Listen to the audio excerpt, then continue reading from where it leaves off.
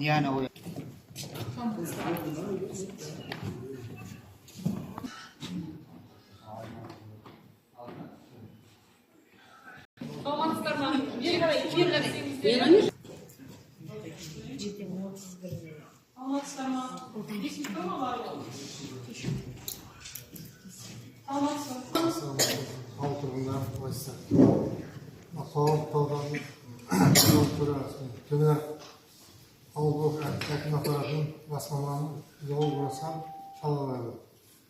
Бүгінгі ашық жиналыста біз оңтүстік Қарамыл кең орнында Сырдария және Қалғандария өзенінің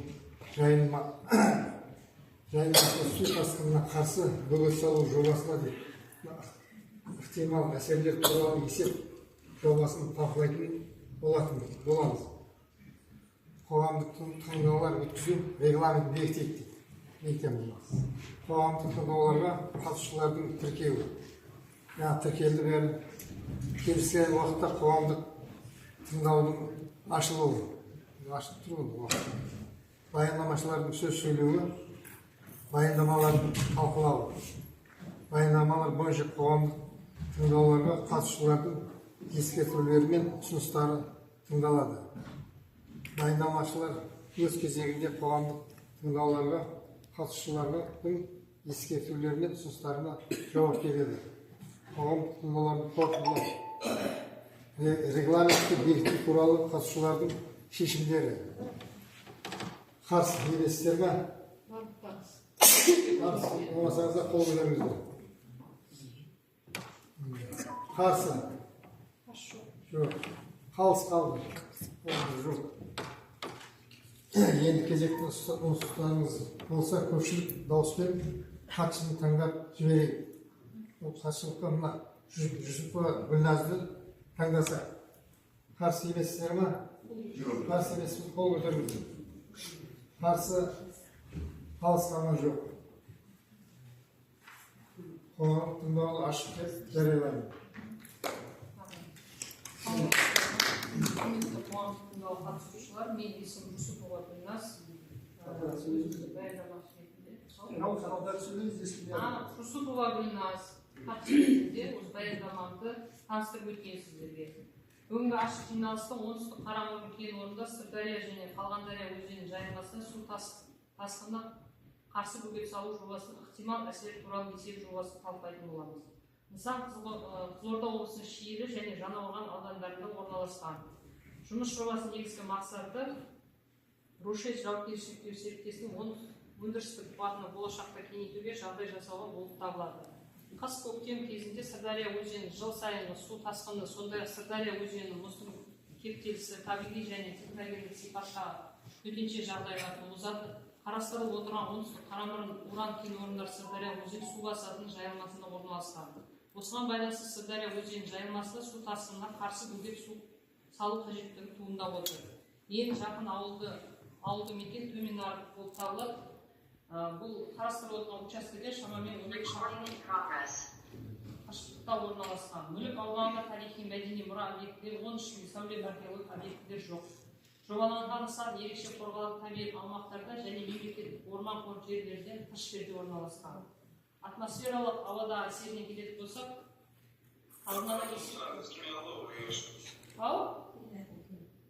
естімей жатыр ма?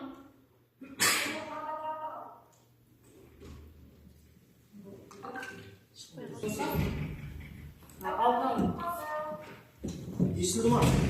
Естіп тұр ма? Атмосфералық ауа әсеріне келетін болсақ, алдын ала есептеу нәтижесі бойынша 8 ластану көзі анықталды, 13-2 ұйымдасқан және 6 ұйымдаспаған болып табылады. Ұйымдастырылған көздерге компрессор мен электр станциялар шығарылған құбырлар жатады. Ұйымдастырылмаған көздерге топырақ өңдеу және қайта толтыру, жер жұмыстары, қиыршық тасты, құмды түсіру, сондай-ақ арнайы спецтехникалық қозғалыстар жатады. Бұл есеп бойынша 0,756 тонна шығарындылар анықталды. Жылжымалы автокөліктердің шығарындылар көлемі 0,8 тоннаны құрайды. Бұлар Экокодекс 202 бабы 10 тармағына сәйкес нормативтер эмиссиясына шығарылып енгізілмейді. Атмосфералық ауадағы зиянды заттардың жер деңгейіндегі концентрациясын есептеу нәтижесіне сүйене отырып, ауа ластануы тек объектінің аумағында болады. Және ауданның экологиялық жағдайын айтарлықтай үлес қоспайды деп қорытынды жасауға болады. Су ресурстарына келетін болсақ, нысан су салу кезінде шаруашылық ауызсу қажеттіліктерін қамтамасыз ету үшін ауызсу және өндіріс қажеттіліктеріне арналған техникалық су қажет болады. Бұл объектіні салу кезінде жұмыскерлер шаруашылық тұрмыстық қажеттіліктер су тұтыну және ағынды судың көлемі 256,2 текше метр суды құрап отыр. Пайдаланатын техникалық судың көлемі 630 текше метрді суды құрап отыр.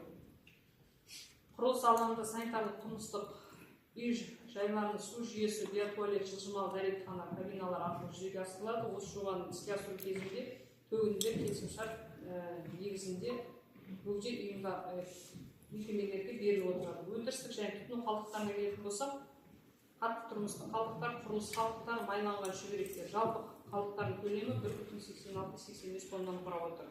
Аумақта қалдықтар уақытша сақтау асфальтталған алаңда орнатылған герметикалық жабық контейнерлерде жүргізіледі. Барлық түзетілген қалдықтар мамандандырылған ұйымдармен келісімшарт негізінде полигонға алып кетіліп отырады. Апаттардың ықтималдығына келетін болсақ, технологиялық нұсқаулықтарға сәйкес көзделіп отырған қызмет объектісін пайдалану авариялық шығарындылар мүмкіндігін болдырмайды. Жобада қоршаған ортаға антропогендік әсерді азайту мүмкіндігін бірқатар шаралар қарастырылған. Осы шараларды ескерген жағдайда қоршаған ортаға айтарлықтай әсер ету көзделмейді деп есептеуге болады. Осымен баяндамам аяқталды, бірақ бізде ықтимал әсер ету болғаннан кейін есебі барлық мемлекеттік құзырлы органдарға берілді. Солардың ескертулерін, ұсыныстарын оқып шығайық. Қызылорда облысы табиғи ресурстар және табиғат пайдалану реттеу басқармасы бойынша Қазақстан Республикасы экологиялық кодексінің 245 бабы 3 тармағына сәйкес қала құрылысы және құрылыс қызметі үшін жүзеге асырылатын экологиялық талаптар қатаң сақталуы қажет. Атап айтсақ, құбырлардың жолдары, байланыс жолдары, жел электр станциялары, сондай каналдар, бөгеттер және өзге де гидротехникалық құрылыс жайларын орналастыру, жобалау және салу кезінде жануарлардың миграциялық жолдары сақталу және құрылуын болғызбау қамтамасыз ететін іс-шаралар әзірлену және жүргізілуге тиіс. Белгіленіп отырған қызмет барысында кодекстің барлық талаптарын сақтау қамтамасыз ету міндетті болып табылады. Сондай-ақ адам өмірін сүру ортасы денсаулығына әсер ету объектілері болып табылатын объектілер санитарлық қорғаныс аймағы қойылатын санитарлық-гигиеналық талаптар Қазақстан Республикасының денсаулық сақтау министрі 22 жылғы 11 қаңтарда КТЗСМ екінші бөлік талаптар сақталып отыру қажет дейді. Бұл ескертілген ұсыныстар ескерілді. Жобаға ескертулер берген кезде жойылып, қайтадан жоба салынады. Қызылорда облысының санитарлық-эпидемиологиялық бақылау департаменті ескертілген ұсыныстар жоқ. Қызылорда облысының ауыл шаруашылық және жер қатынастар басқармасы ескертілген ұсыныстар жоқ. Су ресурстарын пайдалану және қорғау жөніндегі Арал Сырдария бассейн инспекциясы бұл жоба бойынша сақтау шарттарымен мемлекеттік қызмет көрсету аясында келісім берілгенін хабарлайды, алдын алып берілді. Ескертулер сонымен қатар жобаланған жұмыстар Қазақстан Республикасы су кодексінің 55-112-123-25-26 баптар талаптар қатаң сақталуы ескертілді дейді. Ескертулер жойылды дейді. Қызылорда облыстық орман шаруашылығы және жануарлар дүниесі аумақтық инспекциясы.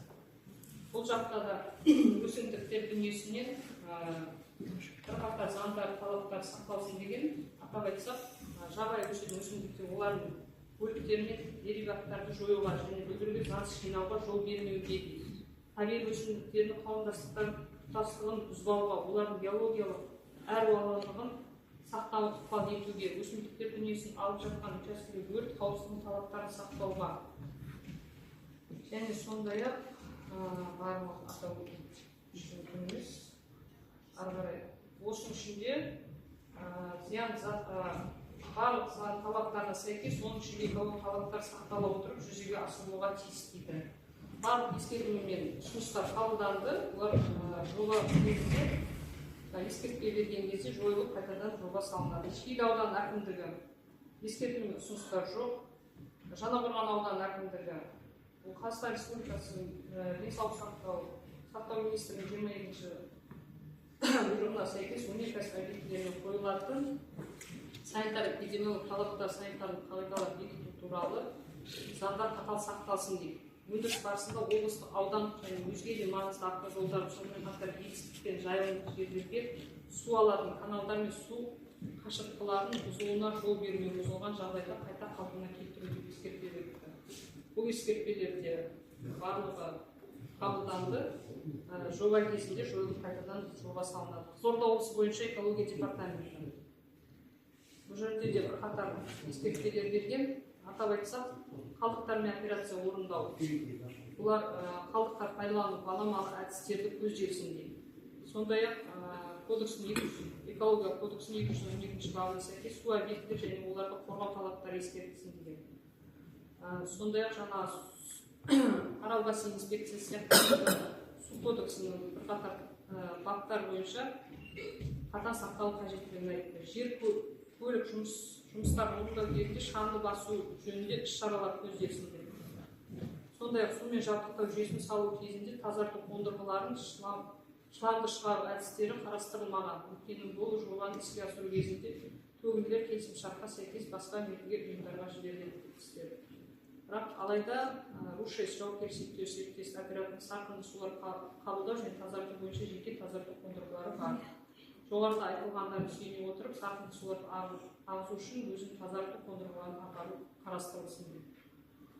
Сондай-ақ барлық осы оқып шыққан ұсыныстар мен ескертпелер осы қоғамдық тыңдауда оқылсын деген орындалды. Бұларда осы талаптар орындалып, жоба кезінде жойылып қайтадан салынады. Осымен баяндамам аяқталды. Сұрақтарыңыз бар болса. Түсінген жоқ. Не сап, не қойын жатыр? Нақты бізге ше қарапайым сөзді түсіндіріп жіберші. Оқып бермейше. Жоқ, Қалғандария деген мысалда Қызылбайда ғой. Қарапайым сөзді түсіндіріп жатыр. Бізде тыңдардың территориясында Қалғандария деген Қызылбай деген сұраққа жатыр. Үгіттің қай жерде саласына ұзындығы қанша биіктікке көтеріп, солар түсіндіріп айтыңыз. Сізде жаңағы микрофондасы Қарамон кенішінің производственный нелер площадкалардың орналасқан жері, сарсыздықпен сызылған жер, иін болып тұрған Қалғандария. Общий ұзындығы 14,6 километр болады, биіктігі кейбір жерлер 2 метр, кейбір жерлер 2,5 метр болады. Дамбының биіктігі. Дамбының салынып жатқан себебі жаңа біздің производственный площадкадегі су тасқынының уақытысында біздің жаңағы кен орындарға қарай судың жайылуына қарсы салынып жатыр. Егер су жайылған жағдайда біздің жаңағы өндіріс аймаққа су жайылса, ол зиянды заттарда суға кетіп қалу қаупі бар. Сондықтан жаңағы сол қоршаған ортаны сақтау мақсатында дамбы салып жатырмыз. Су жайылған кезде жаңағы дамбыдан асып кетпеу үшін. Дамбы жаңағы су тасқынынан қорғаныш қой.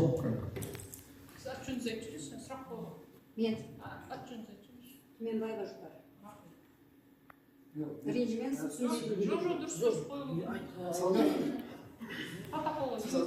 Мен түсініктім алам. Қалғандарияны қоршап қойғанымыз. Бізде мысалы қазір су тасқынынан басқа бөгет бар. Сырдария тасыған кезде бізде мына Шелген білесіздер ме? Шелгеннан ары қарай бастап, Ерінің қыстауы деген бар, сол Қалғандарияның ар жағында бөгет барады, дарияға барып келеді. Ол бөгетке қатысы бар ма жоқ па? Жоқ. Ол бөгет көтермей ме? Ол сонда ар жағында өздеріңіздің жұмыс ұңғымаларын суалмашын істеп жатыр ғой? Енді бұл жерде баяндамада айттыңыздар, бұл жерде табиғи мұрау жоқ, анау жоқ, табиғи жоқ. Бізде бұл жерде 7-8 қосымыз бар. Қалғандарияға дейін созылып жатыр. Суда бар, дариядан шет. Олар қалай болады екен? Олардың жайылымда біздердегі топырақ қаяқтың аласында тақты көстерме, топырақты көстерме. Олардың бәрін қойшылармен біріндеп бәрін арнап өтулеріңіз керек. Мен ұсынысым бұл жерде. Жеті бар, сегіз бар, сосын бар, салып қолында тіркелген олар. Олардың бағып отыр, жаңағы бөгеттің қай жерден қалай өтетін солар білу керек. Сосын топырақ тасығанда сіздер сол жақтың аласыздар ма, әлде бұл жақтың аласыздар ма? Бізде мына жердегі трассада мысалға мына жерде үлкен мәшинемен топырақтарды өткізбейді халықтың кескі. Өйткені ол біздің жаңағы Kursuluk аймақтар, шепаттар біздің шиолан Жоқ, бізде өткен, басында өткен, қайда болсаңыз қасқасында өткен айқай болды. Облыстың әкімдері шығып кетті. Үлкен мәселеге тұрған қасқасында бар. Ол кезде оны каналға бөгет салды ғой. Мына жағында ешқандай көлік өте алмайды бұл жерде. Қаншада соны осы кезден бастап ойланыңыздар. Өйткені Тыңнақтың мына тас жолы айқайдан жатқан біздің. Ансықтан жатқан бәлем. Оны және через Амагатан перезвен кездесіздер ма, басқа жақпен кездесіздер ма? Бұл жақпен ондайды қарастырсын осы кезде мұнда берулеріңізге болады. Өйткені мен мұнда қадағаларға осы қадағаларға қатысып келе жатырмын. Google-ға ашыламыз ба? Oradan da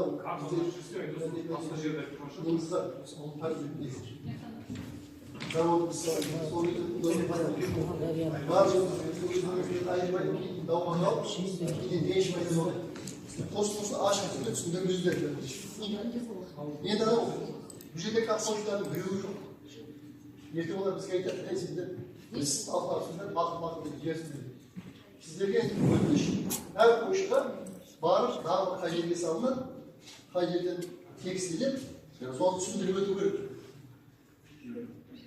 Onlar sizler geçerli gör, mahkumlar kadar bir gözüyle kalktım. Ülke gün görmek adamlar. Ben son cevapını alıp diyeyim bu işte. Енді жаңа картаны қайталашы. Ассалаумағалейкум, саламатсыздар. Мен сол кеңештің директоры боламын. Есімім Кемел Батырхан. Мынау жаңа көп туыстар өзі мына картадан. Қалғандары мынау біздерде қазір бұл жерде кеңес жұмыс істеп жатыр. Бұл территорияға дамба қойып, жаңағы су қызметін ол жаққа техниканың бәрі шенің территориясынан келеді.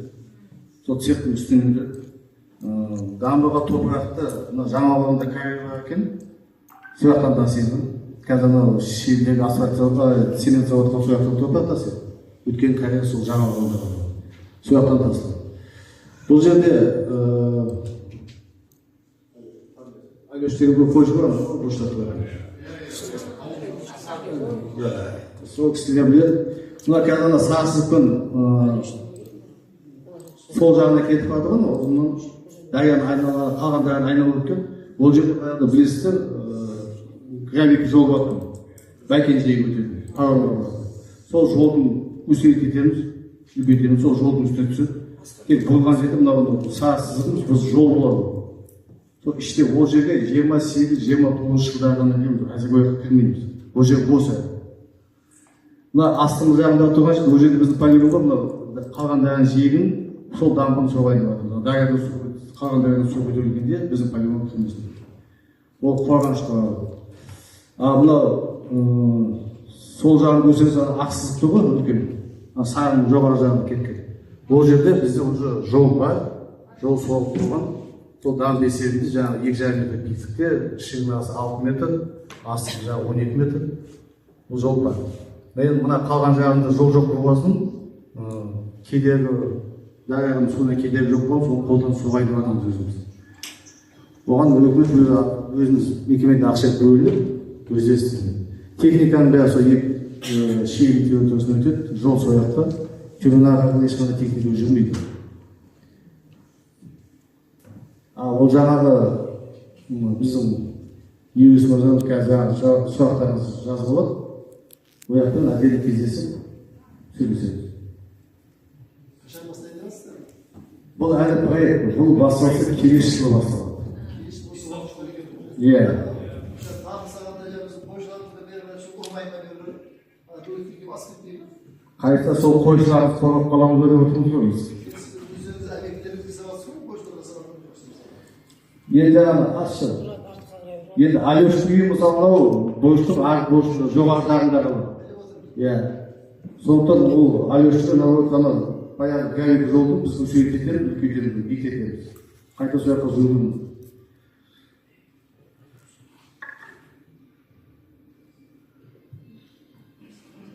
Басқа сұрақтарыңыз болсын. Тағы сұрақтарыңыз бар ма? Көріп тұрмын, мысалға бұл жерде солған кезде баяғыда екі адамдан шауып кетті десіз. Дарияда шиелген алдын несі тұр ғой? Шлюз. Иә. Сол болған кезде ары жағында сіздердің солар қалған дарияңызға қарай орып жүрді. Kanalga 300 метр ме канал қазықта шлюз тұрады. Шиет кететін болғаннан кейін түнді ақпаса берсін де ар жағын орып жүріп. Бізге де бәрі кейінен айтып жатыр ғой, ар жағында кетсін бәрі. Өйткені анау шиені баспаса, шиен дегенде бізде 13-20 адам көп қой деді. Шығып кетеді. Сөйтіп 36 су басты да көшіп алды деді. Содан кейін біз түн артынан адамдар қорқып қалады. Түсінемін. Енді ол су басу кезінде біз енді өзіміздің объектімізді ғана қалпында қоямыз. Сондықтан оған анау негізі баяғыдан сәуір үкіметпен Дарияның сыртында 500 метр жерден дам бар ғой, анау неге дейін барады. Иә, сол дам. Сіздер жәдегі бізден тағып өтіп, егер түнді ағатын бәрі жұмыс көрмесіңдер, асқа жұмыс болады, не болады? Бош жүрмейсіңдер бәді. Вообще жүрмейді деп қой, жол жоқ қой деп. Жүрмейді болса ондағы ар жағынан бар, біздер мынада канал бар жаңағы шлюзда. Каналдан Шиегановға дейін мысалға бізде тас жол жатыр. Одан ары қарай ертең анау сіздің қалған дарияға баратын бөгетке дейін тағы бір жол бар. Ақыр егер осы жақтан қайтынатын болса, сонда жолдау көмектеспейді ме? Тексеруге жатыр. Егер ол жол пайдаланатын болса, сол жол пайдаланатын болса, ол әдейі техника жоқ, жолды тегістеп, бөгеттеп қоямыз ғой. Қалай болды, солай қайтып орнына келтіріп қоямыз. Егер жүретін жағдай болса. Кеңестің бастығы. Батахан. Ертең біз анау 7 ма 6 ма қойшымыз бар, соларға жеке-жеке бір кіріп шықпасаңыз, ертең шала болады. Осындай дамып салайын деп жатырмыз. Малымыз қай жерге дейін барады. Осы сөзін алып солардан зәндегі желательно сырқат аламыз. Оған көз жетсін аларға зәндемейтін. Оларша бізге кешіп жүрсе, мен өзім қоғамдық комитеттің төрағасы мысалы. Астана комитеттің төрағасы бар, Алматы аяғасын депутат. Сосын мен шынында бар. Ертең олар біз көшіп жүреді мына жерде. Дұрыс. Списігін аламыз. Ағылып, үш адам жазып шығамыз. Олар ертең сентябрьде түседі. Сырға түседі.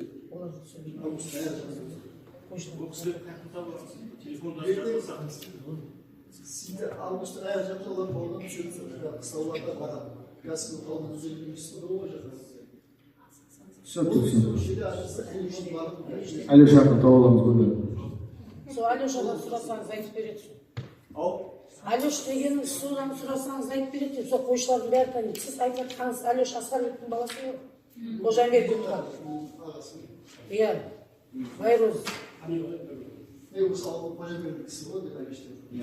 Алеша ғой, біз сұрасың. Әкесі қойшысы дәл түбінде тұрады сұрайықта. Қалған қойшылар бер жағында. Олар дам сұқса, ол бар дам бұйыраты заднефет қойшыларға.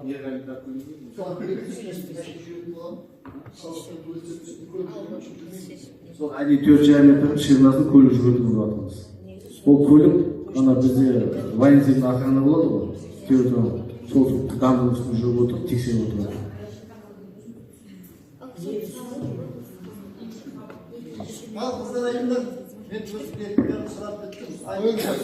Қыздар қалған дарияны білмейміз ағасы. Негізі сіз дұрыс айтасыз ағай. Оны қойшылармен сөйлесуіңіз керек. Өйткені мен уақытта келген екен адамның кезінде. Сіз Алеш деп атқаныңыз мен құрдас Асқарбек ағайдың баласы дәл сол түбінде тұрады, сіз айтқан жақта. Қалған дария жақта. Ол бер қарай сіз ойға дам соққаннан кейін, бер қарай Қызылбайырдан кімдер бар, мына Калиндар бар, 5-6 қойшы бар, бұл кісілер дұрыс айтады бұл кісі. Соларды жинауыңыз керек, соларды шақыруыңыз керек. Анық сіз дамбы соққаннан кейін. Соларға тікелей қатысты сол нәрсе. А сіз біздің бер жағында тұрған адамдарды шақырдыңыз ба? Айбекбек, осы проектте мына Төменаттың территориясы жобасының заңында кісілер жоба әзірге жоқ, әлі өтіп жетеді. Негізі ойыңызда болсын деген. Иә. А ол қойшылармен айттық қой жаңағы. Күзіміне келеді, таудан түседі, бәріне араласып сөйлесіп, жиналыс жасап, келісеміз. Сол қайтадан жиналыс жасап. Департамент сұрақтарына сұрап кеткен, Zoom кіріп отқандар. Bir minut. Департаментке сұрақтарына сұрап жүрек, Zoom кіріп отқандар бар. Иә? Сұрақтарыңыз бар ма Zoom кіріп отқандар кісілерге? Управление, департамент.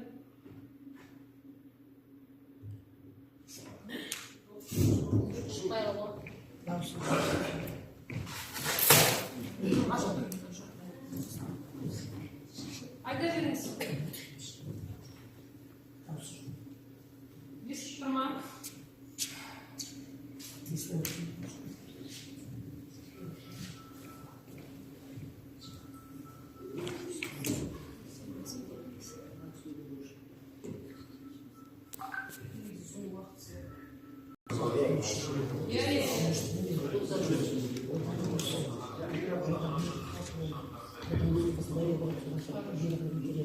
Sonunda sұрақтарымыз бәрі протоколға кіргізсін дейді. Сосын неше адам деп сұрап жатыр.